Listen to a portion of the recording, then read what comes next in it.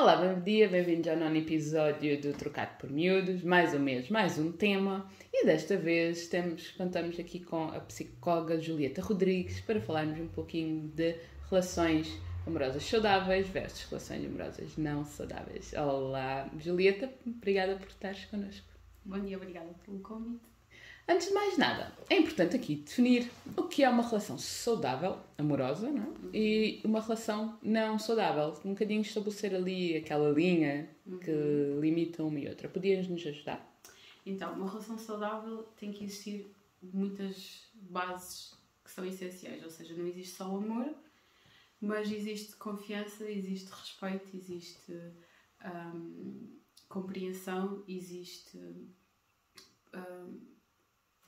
espaço para que a pessoa seja ela própria, visto que uma relação não é alguém que vem preencher algo em nós, é um somar de vivências e de experiências que a outra pessoa vai fazer connosco, e então é importante que haja esse tipo de bases para que, mesmo que algum dia aconteça algo, por exemplo, algum tipo de conflito na relação, não é que a relação caia por si porque tem essas bases.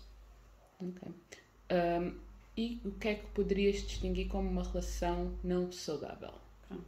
Existem vários sinais que podem existir de que a relação não está a ser saudável nem para uma parte nem para a outra. Se, por exemplo, não existe respeito pela privacidade, se existe algum tipo de violência física em que existem empurrões, agarra-braços, se, por exemplo, há toques inapropriados sem o consentimento, se, por exemplo, não respeita a privacidade, por exemplo, no telefone, que vê tudo que é mensagens e imagens e tem palavra-passe de redes sociais, por exemplo, que impede da pessoa de ir estar com os amigos, estar com a família. Pronto, é como se a pessoa passasse a ser um objeto e não tanto uma pessoa ao lado a viver companheirismo. Ok, muito obrigada. Acho que a definição é fácil de compreender. Então, e como é que as nossas famílias poderão apoiar os jovens, os adolescentes, a promover relações amorosas saudáveis? Mais no sentido de promover as saudáveis e prevenir a integração numa não saudável. Pronto, é muito importante começar pela desmistificação do que é o amor numa relação. Portanto, o que os filmes nos mostram é que o amor é para sempre, que se pode aguentar tudo pelo amor, quando nós sabemos que na vida real não é tanto assim, porque, tal e qual como eu disse anteriormente, e tem que existir bases na relação para que possa haver também o amor, porque não se pode aguentar violência, seja física, psicológica, sexual, social, seja que tipo de violência for, só porque as pessoas se amam.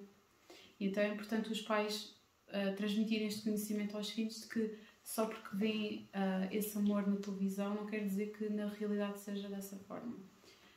Outra forma é estar atento aos sinais que possa existir no filho quando já se encontra numa relação, se pode haver algo que não está a funcionar da melhor forma e que os pais notem em mudanças comportamentais nos filhos, mas antes de chegar a esse ponto é importante potenciar algumas coisas, como por exemplo a questão da autoestima, da valorização da pessoa enquanto amor próprio, ou seja, a pessoa saber o seu valor na sociedade, saber o seu valor em si como pessoa, saber que amor é que deve receber e que merece receber, de forma que também consiga compreender que não é só porque a pessoa diz que nos ama e que não sabe demonstrar dessa forma. É importante haver um canal de diálogo aberto, ou seja, comunicação entre tanto os pais e com os filhos.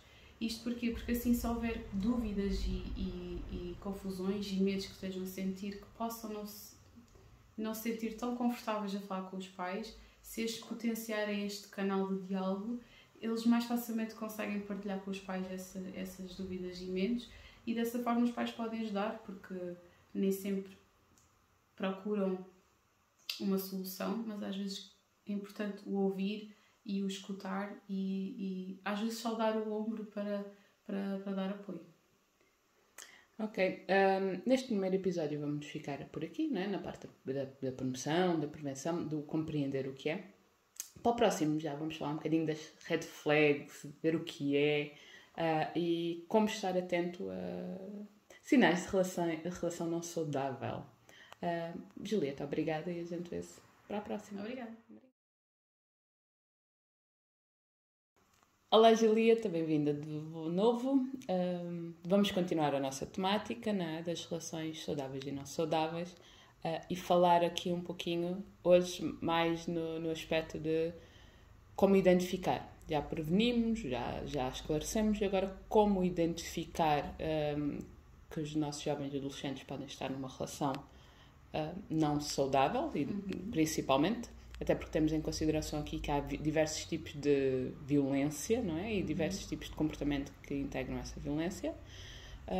E também há algumas red flags, que também vou-te pedir depois que expliques o termo de red flag. Mas pronto, inicialmente começando por como é que podemos identificar que o nosso jovem poderá estar numa relação não saudável? Olá, Eliana de novo. Então, existem alguns aspectos que é necessário ter em conta. Primeiro de tudo, tem que existir um conhecimento dos nossos filhos, como é que é o comportamento normal deles, ou seja, já estarmos atentos antes deles estar sequer numa relação. Isto porquê? Porque se eles tiverem, ou elas tiverem uma relação pouco saudável, vai haver alterações do comportamento e do humor e das emoções. Ou seja, vai haver, nem sempre há marcas físicas visíveis, isto, ou seja, pode não necessariamente haver violência física, mas pode haver outros tipos de violência que o jovem possa estar a passar e que se vai notar certamente no comportamento. Existem alguns aspectos como, por exemplo, o isolamento, ou seja, se existe agora a maior tendência a isolar-se, a não socializar com as pessoas próximas, com os amigos, com a família e passar muito mais tempo apenas com o namorado ou namorada, por exemplo, aumentar o nível de ansiedade. Se não era ansioso e agora de repente parece que sente muita ansiedade, ou que, por exemplo, já sentia, mas agora parece que os níveis de ansiedade são muito mais elevados. Também perceber, em termos de emoções, se está mais irritável, se sente maior tristeza, se deixou de fazer atividades que gosta para fazer mais atividades com o namorado ou a namorada. Isto são sinais de que se calhar não há uma relação tão saudável para o filho ou para a filha, porque não existe, é como se não houvesse a compreensão do lado e só houvesse aquilo que o namorado ou a namorada quer. Ok. E agora, falar naquele termo que se ouve tanto atualmente, que são as red flags, ou seja, o que é isto, red flags? E se nos poderias dar o exemplo de algumas, de acordo com os tipos de violência e os tipos de relação menos saudáveis que existem? Então, red flags é um termo que foi popularizado, que em português é mesmo bandeira vermelha, mas neste caso é mais adequado chamar de sinais de alerta. Ou seja, são certos comportamentos, atitudes que alguém numa relação, alguém ou os dois, neste caso podem ter também, que são um sinal de que a relação não é saudável e que não vai trazer nem bem-estar nem para um nem para a outra parte. Ok. Podes dar alguns exemplos que podem ser mais visíveis para os pais, mães, docentes, equipa técnica? Então, existem vários, antes de falar das red flags, existem vários tipos de violência que temos de ter atenção. A violência económica, a verbal, a física, a psicológica, a social e a sexual. Ou seja, dentro destes tipos de violência podem haver sinais que mostram que esta violência está a ocorrer. Por exemplo, se o jovem, por exemplo, não consegue sair com os amigos sem que o namorado ou a namorada possa estar junto, por exemplo, a jovem já não veste a roupa que gostava e veste sim a roupa que o namorado ou a namorada quer e então não deixa de ter um pouco a opinião sobre o que é que pode vestir ou não.